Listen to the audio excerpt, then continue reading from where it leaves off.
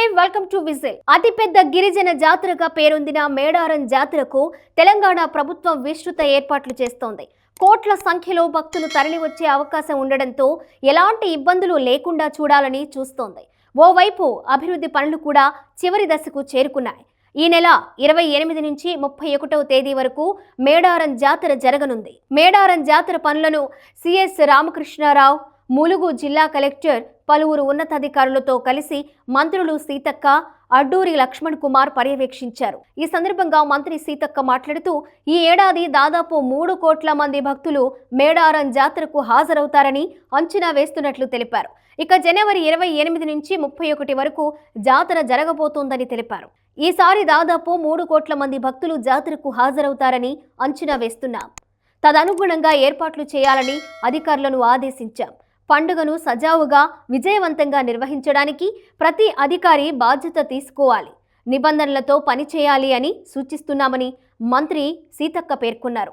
మరుగుదొడ్ల సంఖ్యను పెంచడం, తగినంత తాగునీరు అందించడం, రవాణా సౌకర్యాలను బలోపేతం చేయడం, పటిష్టమైన భద్రతా ఏర్పాట్లను నిర్వహించడంపై ప్రత్యేక దృష్టి సారించినట్లు తెలిపారు.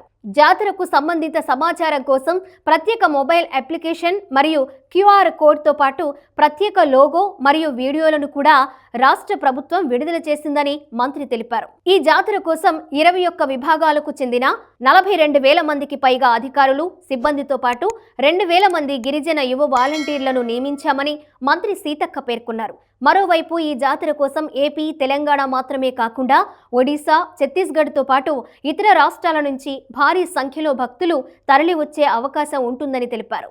ఈ నేపథ్యంలో ప్రయాణికుల సౌకర్యార్థం 3,495 ప్రత్యేక బస్సులను నడపాలని TGSRTC నిర్ణయించింది. గత అనుభవాలను దృష్టిలో ఉంచుకుని ఈసారి భక్తులకు ఎలాంటి అసౌకర్యం కలగకుండా ముందస్తు చర్యలు చేపట్టింది. భక్తుల రద్దీ అంచనాలకు మించి మరీ ఎక్కువగా ఉంటే మరిన్ని బస్సులు నడిపే విధంగా RTC ప్లాన్ చేస్తోంది. ఇక ప్రత్యేక బస్సుల్లో సాధారణ ఛార్జీకి 50% అదనపు మొత్తాన్ని జోడించి వసూలు చేస్తారు. ప్రత్యేక పండుగలు, జాతరలు, ఇతర ఉత్సవాల సమయంలో నడిపే ప్రత్యేక బస్సుల్లో 50% వరకు ఛార్జీలు పెంచుకునేందుకు RTCకి అనుమతి ఉంది. ఇక ఇదే నిర్ణయం మేడారం ప్రత్యేక బస్సులకు వర్తించనుంది. ఇక మేడారం జాతరకు వచ్చే భక్తులకు ఇబ్బందులు కలగకుండా మాస్టర్ కంట్రోల్ రూమ్తో పాటు హెల్ప్ డెస్క్లు కూడా ఏర్పాటు చేశారు.